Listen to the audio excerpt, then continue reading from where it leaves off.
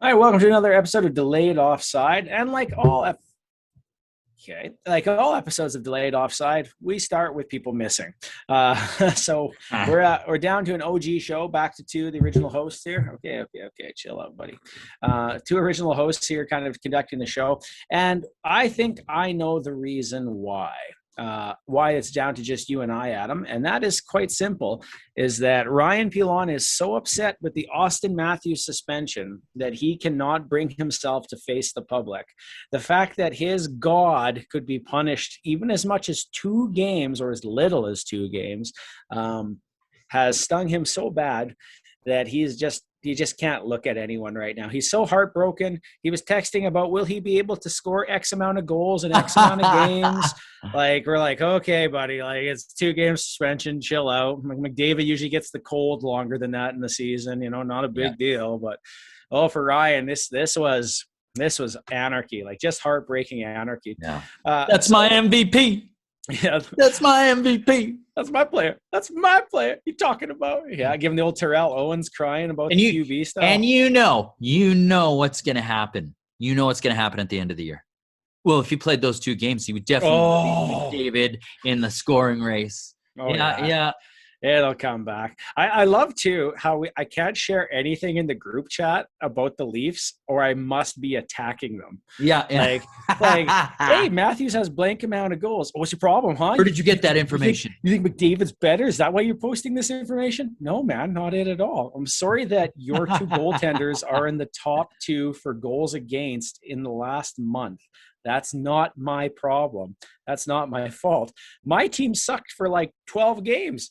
And I had to take every one of those texts from you nonstop. So, but let's talk about that. So I know we're going to talk about it a little bit later, but I'm betting you didn't really watch the outdoor game, did you? No. Yeah, see, me either. The outdoor game has kind of become a lost luster thing where it's not so much a TV viewing experience, but it's an in-person experience. So it doesn't have quite the same effect that it used to. My cat is being super needy today. Well, one of my cats. But that's just the thing. And at the end of the game there, after battling a little bit, Austin Matthews and Rasmus Dahlin get into it. And I think after pushing Matthews down, Matthews gets up and starts giving it back to him and cross-checks him across on this side of the face, essentially. Yeah. And then Dahlin steps back up into him, and they kind of get at it, and starts to become a little bit of a fight. And Anderson comes out of net to separate things up and so forth. What did you think? Okay, no one wants to see that, buddy. What did you think about, 1, the cross-check, 2, the suspension, fair, or should it be more? And 3, what does this say about the character of Austin Matthews? I'm gonna say, he was knocked down. He was roughed up, and he's a marquee player in the NHL. But at the same time, he came back up, and I watched that in real time a couple times, and he hit him hard, right in the side of the face, right with his stick, like massive push. Like that could have broken Dahlin's jaw, face, anywhere. He's hitting with that's assault with a weapon. You see guys like that have done this before with their stick, like to the shoulder of a player, and they got like huge fines, big suspensions. What makes this any different than a huge malicious play? And just because he is not an offender, this is a first time offense for Matthews, I don't know. I think 2 games is light. It's funny, like coaching hockey, there's certain things that occur in hockey games that, like everyone talks about. Like if you spear a guy, what's the point of that play other than hurting someone? I don't like Austin Matthews. Okay, I'll say this. Austin Matthews put out the comment. He's like, I didn't intend to hit him there. I meant to hit him in the shoulder, and it rode up or whatever and into the face. And you don't buy that one, hey? Didn't look like he was trying to hit his shoulder. Yeah. I think the problem is that even like a high cross check, if my goal is to high cross check him in the arm, it probably serves no purpose other than to like do something. And I think the fact is that there was such recklessness in it that it went higher. And I think your point is the one that I've heard the most, which is like it might have been that way. It might have glanced up and hit him in the face. But at the same time, he's lucky because he didn't seriously hurt a guy. And had that been it, you probably would have seen a harsher punishment. One of the things that's been popping up with Leaf fans is the conversation pieces. They don't call penalties in favor of Austin Matthews, and so he's getting pushed around a lot, so he's retaliating. Now, you and I have had this conversation with McDavid, and McDavid, since these conversations have started, has picked up more and more penalties. Do you think that that plays a role in Austin Matthews' frustration? Is he being undercalled for penalties? I would say that plays a massive part. And I understand his frustration where he's coming from, but it was taken out in the absolutely most horrific way possible. I get it. And I think the league does a horrible job of, highlighting these players, protecting these players. And, you got to wonder, like, why do they put up with so much when, like, other leagues, if this were to happen to, like, LeBron, he'd be more protected. If it were to happen to, let's say, if there was a bench clearing brawl with, like, I don't know, let's say Robbie Ray as a pitcher, right? He'd be protected. Like, they do an awful job. And it's almost like, and I don't know, I've said this before, but I think it's just because they're on Canadian teams. And that's just conspiracy from me. Mm-hmm. It is. Because if they're an American market, I think they're in Bettman's world. He loves the American markets. Yeah, I know he brought a team back to Winnipeg, but, like, what was happening in Atlanta, it opens up a whole new kind of theory for me. Like, you watch a Canadian team play an American team, and some pretty soft calls against the Canadian team. And then Canadian team gets peppered and, like, beaten up, and there's not many calls. Like, I watched the game. It was an Oilers game a few nights ago, and there was a too many men on the ice penalty. Too many men on the ice penalty for sure. There was 6 players on the ice, and play was blown dead, and Mikko Koskinen's talking to the ref. And I was reading the ref's lips. He goes, Mikko. How's that too many men? How's that too many men? Open your eyes, buddy.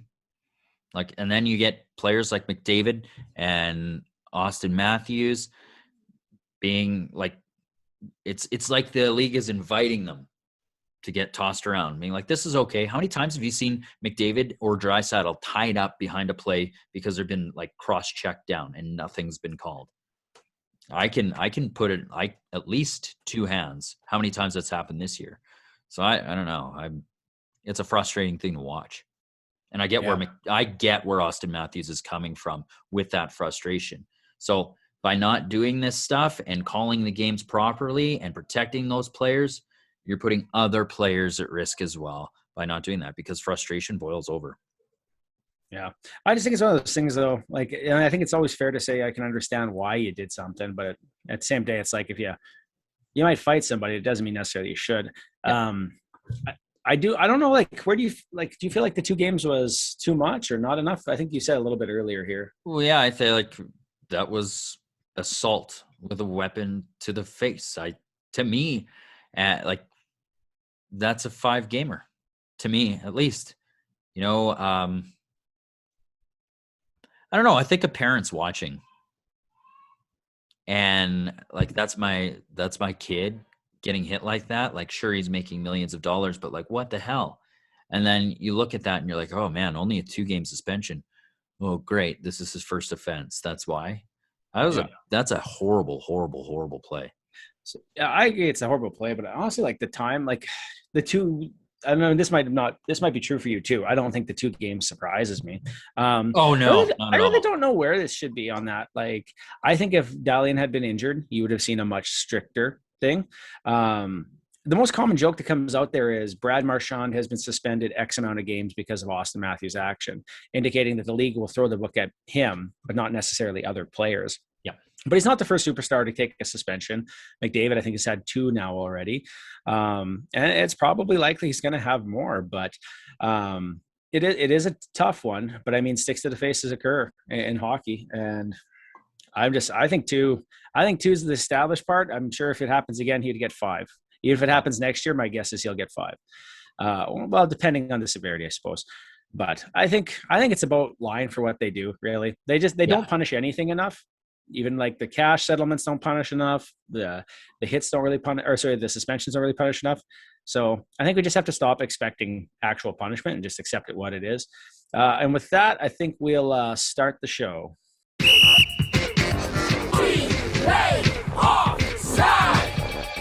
If you're listening to Delayed Offside, like, click, subscribe. Feel free to share us on Twitter, Facebook, etc.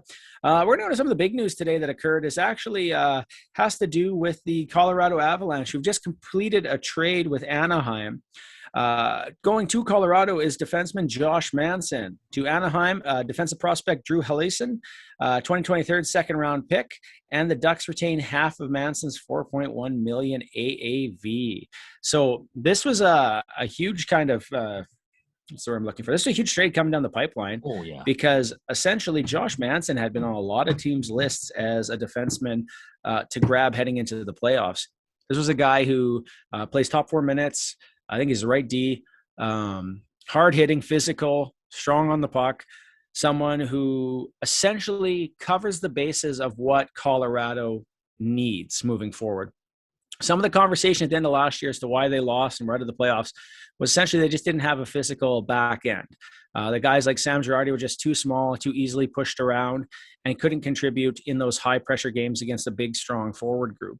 And now they bring in someone like Josh Manson, who is allowed to change the way that that top 4D looks. They got what's his name back? Eric Johnson back. Eric Johnson.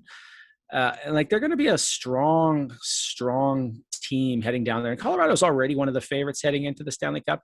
Does this move push them into the top 2 in your mind for the team to win the Cup, or they still have something else they need to do? If not, there's a really strong argument for it. They've got the firepower on the blue line. They've got that offensive prowess on the blue line. They needed someone to be a stay-at-home defenseman, someone that's hard to play against, someone that's going to be punishing. And I think that's a great move because Manson fits that bill. And I think that makes him more difficult to play against. We'll see how he does, though. Like sometimes when defensemen move markets, there's that little adjustment period. But again, we've seen the opposite as well, right? You see Cody Ceci and Duncan Keith come into Edmonton, and Ceci's been unbelievable. Duncan Keith's been solid. And then you see things like, the trade for Tyson Barrie to Toronto did not work out, right? And that was a big defensive trade. So it'll be interesting to see. I'm sure he's going to, like, if they let him play his game within their system, he'll be successful. Yeah. It's interesting too, because right now the Avs have actually suffered another setback by losing Gabriel Landeskog for the next little while. So he's gone on, I think, LTIR. He's going to be out till the playoffs. I don't remember if he's getting surgery or not, but it was something like that. Yeah. And the idea being like, we're in a good spot. You get the surgery now so that you're ready to go in time. And that way it kind of allows them to do the Las Vegas, or should I say Las Vegas? It allows them to do the Tampa Bay LTIR move, right? Yeah. Now they got a ton of cap space. They could make these trades. And they really, like, Colorado really feels again like they didn't give up a lot to get Josh Manson. So I imagine some other teams were probably pretty upset that they lost out on this chance. But at the same time, that cap flexibility has become huge in a market where there's a smaller cap space than ever before and everyone's tight to it. I'm also interested to see, like, one of the things someone else pointed out, and I can't remember where I read this, but they got a 2023 pick out of it. And it seems like most people are trying to stock up on 2023 picks as opposed to 2022. They don't want this year's draft. They want the draft the year after. Yeah. And which I guess that'd be the Bedard draft. But just feeling like the talent pool must be so much higher that year, which is kind of an interesting move. But the fact that you've scouted it that much to that point, that people would rather have a later one, that's pretty intense, I think. Yeah. Yeah. If Colorado, do you think they're done here, or do they have anything else to do? I'm not sure where they're at cap right now. I'll go take a look at that. Will you let me know what you think? Ooh, that's a good question. They've just filled a huge hole for themselves. Could they get they're doing well. Even their goaltending's not too bad, but I don't know if they have the goaltending that's going to send them over the top in the Stanley Cup playoffs. They have been pretty good lately, though. But that's always kind of been a question mark. But that's always kind of a question mark with every team. You know, you got your couple mainstay hardcore goalies that are really solid and elite, or you have like goaltenders that are capable. And I think that might be the best way to put it. One of the problems right now is that their roster size is full, but they're at 46 out of 50 contracts. Their current cap space heading into the deadline will be 1.48 million.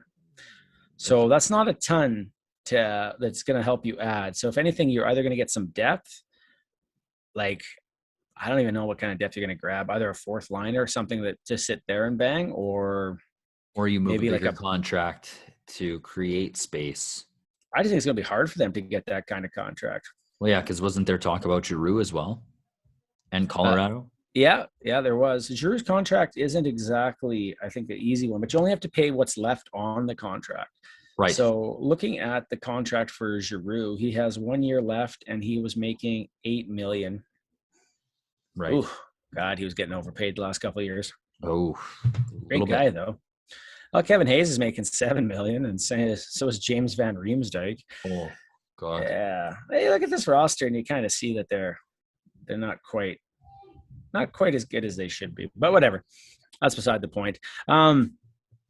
It just opens up a little bit of the market now, because I think some people were saying that they were waiting for the first domino to fall before everything kind of occurred in the trade market. So let's take a look. I sent you a list here, and this was from the TSN list. This was the TSN trade board, and I'm going to just read the top 10 to people here. So this is tsn.com. You can find it there. Jacob Chychrun is number 1, Claude Giroux number 2, Ben Sherratt number 3, John Klingberg number 4, 5 was Dave Manson.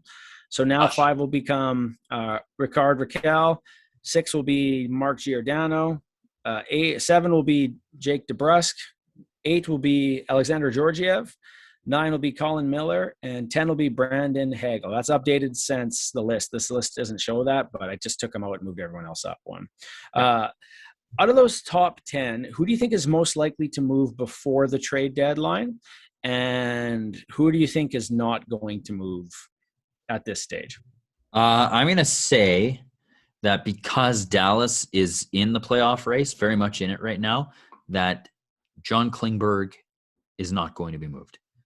That's what I think. I also don't think that Chychrun is going to get moved until the offseason when teams have more cap space available. Me too. And that's simply also because he is now injured. Yeah. It's not supposed to be long-term, though. It's a couple of weeks. Yeah. Which buys him no time, because that couple weeks is like trade deadline. And then I just think there's a contract you can move in the offseason. It's got 3 years left. It still has high value. But you can move it then. So why rush now? I don't know. Go ahead. Yeah, and then the person I think that will be moved is Jake DeBrusk. There's just too much buzz around it all year, and even in the off season, it was Jake DeBrusk. Like, oh, they're looking to move him. He's on the trade block. He might need a fresh start. So I think that's someone that the Boston Bruins can afford to move if they get a return that can fill his spot. I think he's been solid for them. I'll go with I think Ben Sherratt is going to move. Yep. He has been talked about. Same thing. He's been talked about a lot. There's not much point in him sticking around there right now in Montreal. They're out of the playoff hunt. So, and I think, like, I don't necessarily agree that he's an amazing hockey player. Well, he's more amazing than me or anyone I know. But I don't, like, in the NHL terms, if you look at his metrics, they're terrible. Like I think one of the player cards had him at 3% above replacement. But someone is going to pay for him because he has experience. He's got some skills. I know Edmonton had been linked to him, but I don't think that they're going to actually be able to pull that one off either, just because of how little space they have. So it's just one of those things where I'm quite curious as to what's going to actually happen, but I think he's going to go somewhere. To where, I don't know. I think he has been linked to Toronto, but I don't know if that's what's going to happen. And then Yeah, I just feel like that's the one that if you're going to see some movement, it's going to be him. And maybe Giroux, but you never know. Right. Because that's a hard contract to move, right? Yep. Have you looked at anyone else on that list stand out to you? I know it's a little bit further down. We took note here that certain teams like Dallas are still in it, but teams like I don't see Georgiev being moved either because of where they are. It's surprising to me that on this list here, I do not see Marc-Andre Fleury. Yeah, isn't that bizarre? Because his name's been out there all year, especially since, Chicago got off to such an awful start. It's constantly been Fleury, and especially with like Edmonton kicking tires there. And then more recently, Toronto and his name have been linked. Yeah, so Pierre LeBrun actually kind of made a comment about that, which was one of the comments I posted before Ryan got snappy with me about talking about the Leafs. Don't talk about my team. Yeah. That's my friend. Like, click, subscribe. Feel free to share with your friends. But it goes on here. So this is Pierre LeBrun earlier, about a day ago. I think the Leafs have no choice but to try on Fleury despite not being amongst his preferred destinations, aka he doesn't want to go there. Yep. The idea could maybe grow on him. Depends on other options presented to Fleury in the next 8 days. So it sounds like he knows he could go there. He's got options available to him. He does not want to go to those places. Right. If Fleury does get traded, I'll give you 2 questions, actually, because I want to talk about both these things. If Fleury gets traded, where do you think he goes? And reversely, with the Leafs' current goaltending, who should they be trying to get?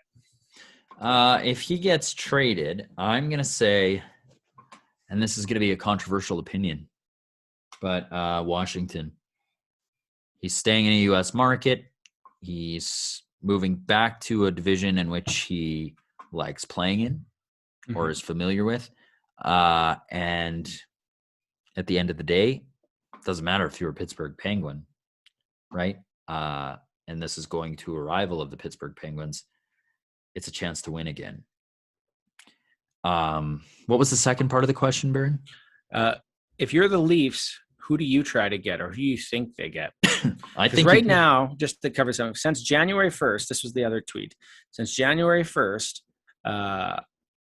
the lowest save percentages, 10 game starts minimum. Jack Campbell is number 2 with an 8.82, and Peter Mrazek is number 6 with an 8.85. You got to wonder if that's a team play thing, because Anderson wasn't doing that great when he was there. Look at him now in Carolina. He kept them in a lot, had to make some big saves. Look at Campbell, had to make big saves. I think Anderson was injured last year, though, too. Like, he watched that documentary. He was injured all the time. And it just looked like they were done with him. Yeah. What's he doing on the ice? Yeah. He's not even wearing his pads. Like, it felt done. Okay, so who do you think they target? Sorry. What's he doing on the ice? It's my Sheldon O'Keefe. It's a good impression, isn't it? People don't love that. There's only 2 of us. Like, I don't know what you want me to do, man. Who should they target? I don't think that Marc-Andre Fleury is a bad target at all. If you can, you try to go for Georgiev. I think he's young. You can extend him. You have someone who knows how to play in a high risk market, I guess. And you also have someone who can stand on his head while his team flounders to produce. I wonder about Varlamov. Yes. Like, Varlamov already said he wouldn't go to Edmonton, but that doesn't mean he wouldn't go to a place like Toronto. Yeah. Well, and that's interesting too, because is it just because it's Canada and the dollar, maybe? I don't know. Like, I'm interested. I don't think Russians have had a great experience in Edmonton. Like, for the most part, you look at guys like Slepyshev left, Yakupov left. Mind you, he was kind of kicked out. Brizgalov hated it. Like, Samsonov never stuck around. Yeah. So it just doesn't have. I don't know. I don't think it just doesn't seem to be going there. Right. So I think that's part of it. But yeah, I think Toronto is much more lucrative for Varlamov. And if you could move Mrazek for him, and I'm not sure that would happen, It would give you somebody who's had starter experience, who could help maybe carry you until Campbell regained his form, or reversely step in because he's played those big game minutes before. Yep. But I also don't know. Another example would be Forsberg, but you're grabbing another untested goalie. And like, I know there's lots of comments about like the Oilers because they have not been good and they put themselves in a bad situation here. And if they miss the playoffs, how bad that's going to be for that franchise. But I imagine that losing in the first round would be bad for Toronto as a franchise too. Yeah. And the more they have those games get costed, it's the harder it's going to become to put themselves in an easy situation, right? Yeah. So I think it behooves them to try to get a goaltender or anything to kind of make it. And if there's anyone who usually could pull off a trade of some substance, it's probably Dubas. Yeah. There was a list by the Daily Faceoff, and I don't have it here, but it listed last year's trade as one of the worst trades because of how much they gave up for rentals.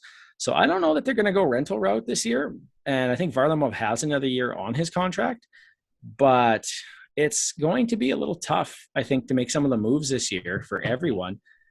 But that might be a chance to explore those guys, those options. So, yeah, no, you know, it's not a bad idea to kick tires. Yeah, I wonder about Varlamov. I wonder, you know, it's tough too because like it sucks when they have control over where they want to go and that they can say no. And you know, you're like, I wonder why. And I wonder if it's because of the market, because of the spotlight. But like, you're like, God, like it's a team that needs goaltending. I could be a part of the solution there. And I have the potential to go far in the playoffs. It's like Toronto's going to be worse next year. Like, if anything, they'll be roughly the same, I would imagine. Yeah. So I think that's at least attractive in the sense of switching positions there. And then they'll trade Bunting and they'll find a new Bunting and / Hyman, and Pilon will be like, wow, this guy. It's true. It's true. We had that conversation a couple of weeks ago, which is the best team in Canada, whether it's the Leafs or the Flames. And I said the Leafs because I don't know what they're going to be like yet. And since then, they have just gotten worse and worse in the goaltending department. So I think it's hard to argue that it is not the Flames right now. Like, they are just dominant. They got shut out last game. So be it. They've had some injuries, some people out. But they also beat Colorado in the first of those games. Yeah. So, and those are high tempo playoff style games. They just look like they're built for the playoffs too. But I think it's becoming very obvious right now that Calgary is on a heater. And I think it behooves them, use that word twice, take a shot. I think it behooves them 3 times to go all in this year if they can. And I've already given up their big pieces, some of their pieces to get the players they have, but they have other things in that stockpile. But this might be their last chance because you're not guaranteed to have Gaudreau next year. You're not guaranteed the players will have as good of a year the next year as they did this year. You have what you have, you know what you know. So, and Toffoli has been a great pickup. He has been. But I think that's why it's like you have a great group right now. Why not try to run with it as far as you can? Oh, yeah. Because getting to the finals would be huge for that organization. Even if they lost it, it would be huge. Look at Sanjay they still talks about 04 all the time. He's like, 04. It's the last great thing that's happened to the franchise. Oh, and they were robbed. They were robbed. That puck was across the line. I think Tampa won the cup, if you look at the record books. It certainly did, but like, you know, that's sketchy. Oh. But Buffalo was robbed out of their opportunity too. Guy Yeah. was in the crease. You know, that's just some silly stuff there. But I think at the end of the day, this should be their year to go into. What do you say to that? I'd say that it should be their year as well. They're built. They're playing that hard playoff style. I definitely do. You know, it just sucks that they're going to run into Edmonton and they're going to lose. It's true, especially for Sanjay. Yeah. Mind you, if they beat the Oilers, I would never hear the end of it from them. Oh God, yeah. Yeah. I'm going to tell you, like, I was ready though. I was like, what if Edmonton doesn't make the playoffs? Because they just couldn't string a win together and that gap was becoming greater. And I was like, a team I think I might route for, and so be it, call it blasphemous, would be the Flames. I'd go pick an American team myself. I'd probably cheer for Pittsburgh because they got a good run here. If Vegas makes it in, I'm not cheering for them, but we're going to talk about them in a minute. Yep. So I think I would and I grew up as a kid, like I like the Oilers and I like the Flyers, but I'd still cheer for Pittsburgh right now over most of the teams in the East. Actually, Panthers too. I think Panthers would be a fun one to be on because I think they're going to be exciting to watch for hockey. So yeah, probably Panthers or Penguins would be my pick for who I'd cheer for this year if the Oilers don't make the playoffs, which I think they still will. I do too. I do too. And I think, easy time. I think they found their goaltender, honestly, ever since that press conference with Draisaitl, where they called him pissy because he wouldn't call out the goaltending. Ever since then, Koskinen has been a goddamn machine in net. They've played well in front of him. What's he, 9-1-2 in the last 12? Do you agree with his comment today that you can play me more, I'm not tired? That's your story. Like, that's just your narrative, not mine. Do you believe that's true? Or do you think when he gets overplayed that he sucks? No, I think it's a narrative. I think the guy had a lot of that shit's narrative, though. Pardon my French. But when honestly have you heard that, Koskinen, the organization had, or when did you see that the organization had faith in Koskinen as a goaltender? Me, honestly, not until about when Tippett got fired. Right. That's it. I agree with that. Yeah. And what's he doing now? Yeah, he's holding his own. That save percentage keeps going up. He's making great saves. That glove, much better. It seems like the team is tightened up defensively too for him, so they're making those looks a little easier. I don't know, man. It's a weird one, and good for him, like, to be in the headspace to say that, because he obviously doesn't feel that way. It's tough though. I've seen this. We've seen this at Amico before. We saw it 2 years ago. He was like a really good goaltender for them heading into that playoff drive before COVID shut things down. He was exceptional for them. Yep. Last year, he would have stretches where he was okay, but they really did have to rely on Mike Smith last year. He was not good for them. And one of the comments was, the more games he plays, the more you see little bad habits get into his thing. But I think, like, Jay Woodcroft has changed certain things. Like, they're getting more penalties called for them. They're also getting more penalties called against them. They've also reduced their 5-on-5 goals against significantly, I think, in the last month that he's been here. Yeah. And I think that helps Mikko Koskinen. It has not helped Mike Smith for some reason.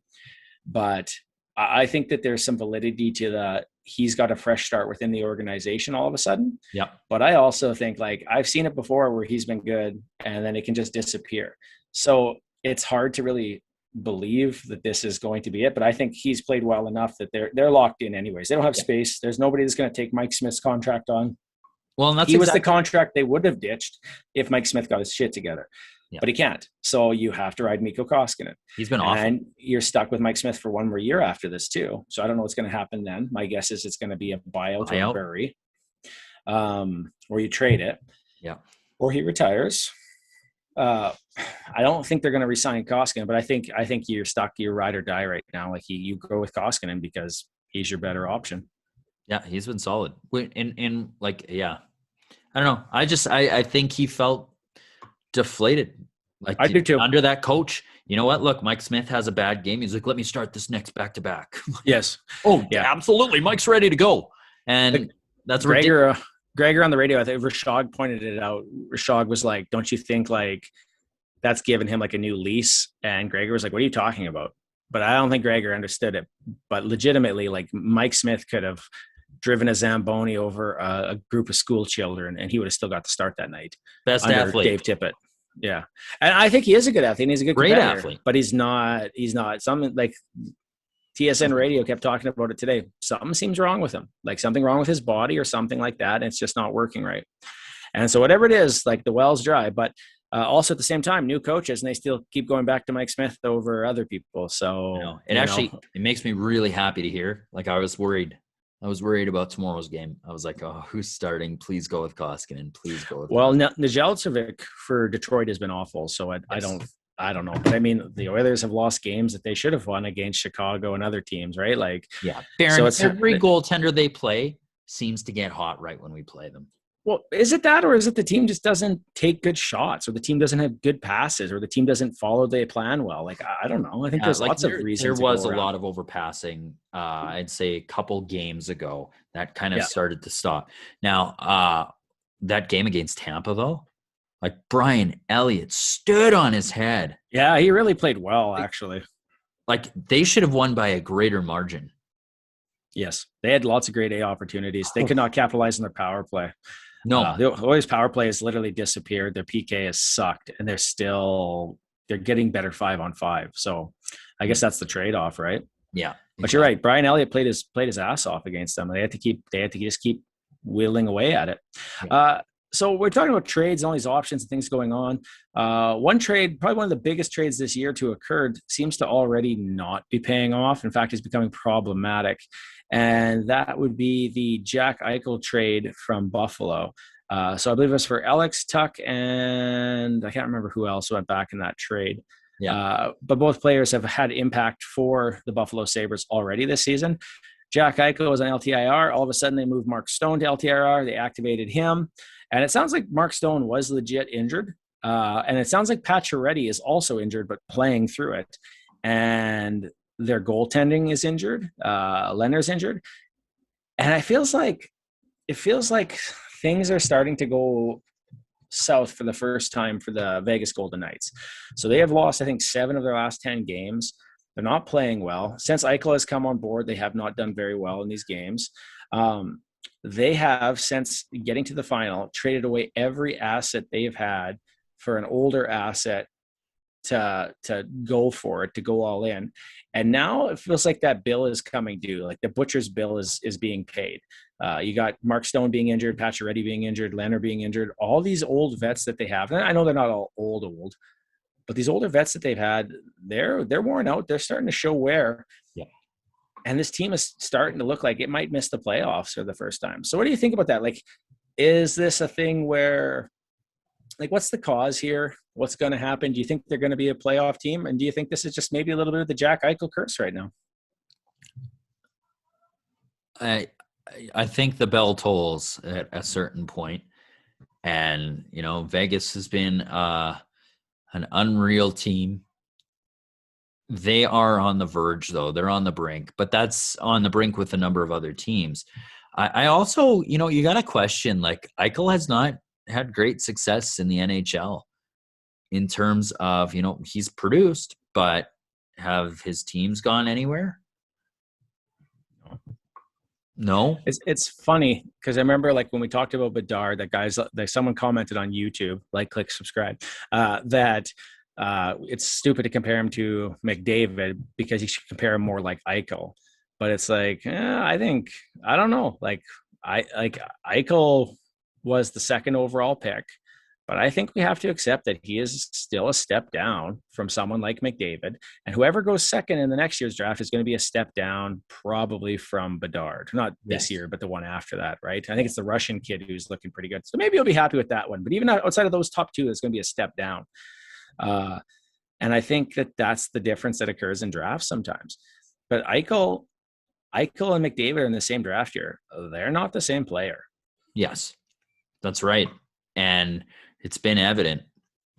Eichel's good, but I don't know. I wonder if he's a locker room kind of cancer. So that's the other thing that always pops up. His comments I did find amazingly hilarious, or he's like, it's the loudest that building's been in 7 years or something like that. Like, I thought that was great. Yeah.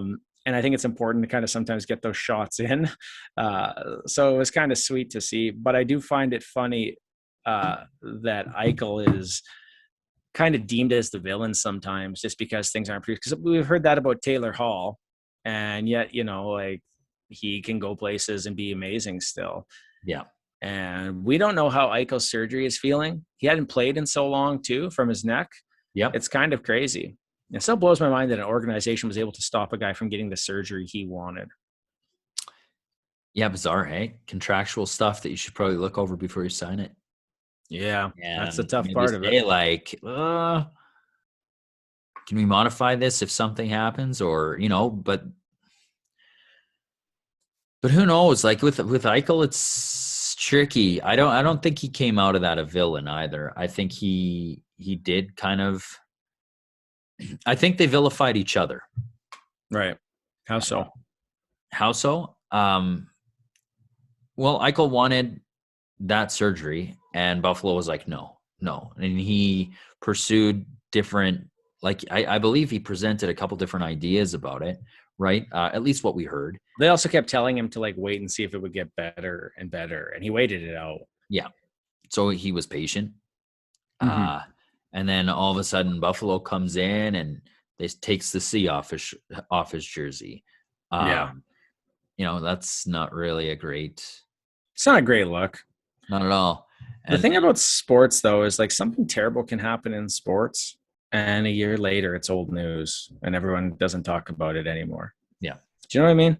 Yeah. Like, no one's talking about Evander Kane and all his crap because there's nothing coming out of the Edmonton locker room about him being bad, and he's producing. Yeah. So next year, that won't even be the conversation. Patrick Kane. Yeah. Like no one brings up the stuff around him as much anymore. Like it disappears year to year to year, right? And so even this stuff with Eichel, I wonder if like here's the problem is, honestly, maybe Eichel just isn't ready yet, or maybe it's going to take him a while to get back to game speed. But if that team is healthy, and I don't know that they will be, they'll have a shit ton of good players when that cap space opens up. Because if they get Stone back and him, then they got money over the cap and they're fine. But I gotta wonder how likely that is because. Yes. Like right now with the injuries and the stuff that they have, I imagine that they're in a little bit of a panic mode. And I got to imagine that they are going to be the team that does something to try to make a change. Yeah. Because I don't think they can accept not making the playoffs. Oh, exactly. I think that's what they want. They've done so well. They've got a great fan base. Like they believe in their team. Exactly. So it'll be interesting to see, but it's just not the same. Just not the same team at all. No. They aren't. They don't look like the same team. They've given away too many of those pieces for cap purposes. And now I think like the cupboards are bare, the bill is due, and they're going to start to look at it. Now I've been saying that about Washington for a while, but they seem to rally all the time. And even Boston, I thought was kind of coming to an end. And now I look at them like they got a good goaltender in Swayman. So they've actually restocked their cupboards a bit, whereas I don't think Vegas really has. Like those picks get traded away right away. And I think that's a problem for them. Take a look here. We're talking about the outdoor game a little bit. Once again, it's not really something you watch on TV. It's kind of blah. The jerseys were ugly as hell, except for the Buffalo one, which was beautiful. So the Leafs jersey was ugly. The jersey. But who do you hope the next, I already probably know this answer, but where do you hope the next outdoor game is or Heritage Classic game is, and who do you hope it's against? I hope it is an Edmonton versus Flames. I think it's a really hot time for the Battle of Alberta. They hate each other. They're both great teams right now with marquee players. And I think that would be an unreal outdoor game. Yeah. And that's one of the rumored places, but there's a couple other ones I think that have been rumored, whether it was Montreal and Toronto. And like the league does have a habit of picking certain teams and reusing them over and over. Chicago had like 8 million outdoor games. Oh, it's called a stadium series now. You can have one of those. Oh, it's a Winter Classic. You can have one of those. Oh, you guys have another stadium series. It's getting boring. Yeah. Well, it is, but it's like, it still makes money because you sell out a stadium, right? Yeah. Like the one here, that one made money, and I was in Regina here, and it was a great atmosphere. And so I imagine like when you get down to it, you're going to have, everyone's kind of due. So I'm interested to see who gets it. Like it could be I think it's going to be Edmonton because they haven't received anything since the new arena, no draft, no all-star game, nothing. So I think they're going to get a Heritage Classic. I could see it being against the Flames, but I could also see it being against Vancouver. Or the Coyotes. I doubt that. I don't think the Heritage Classic I can't see. Oh, maybe though, I guess. Maybe Montreal again. That was the original one, right? Yep. Or maybe you put Toronto out there and they take double the price. Yep. Oh, no, it wasn't Jocelyn Thibault. It was, what's his name? Jose Theodore? Yeah. There we go. Yeah. No, Thibault was after Theodore or before him. Maybe it was before him. But it was someone with the initials JT. Right. Um, we had something else here, but I can't remember what the hell it was. So I think that's a good place to kind of wrap it up for this week. Sounds good. I think we covered everything of importance. Oh, yeah. I don't think Sanjay or Pilon would have anything else to add of value to anything. So that's that. I'm excited for next week's episode when the day of you and I ditch. But we have before had to cancel and had those two hosts. So it's our turn to take the lump, I guess. That's right. All right. Well, out there, keep your stick dry and take care. Make smart choices. Thanks for listening to Delayed Offside. I'm Baron. I'm Adam. Thanks for listening. Have a good night.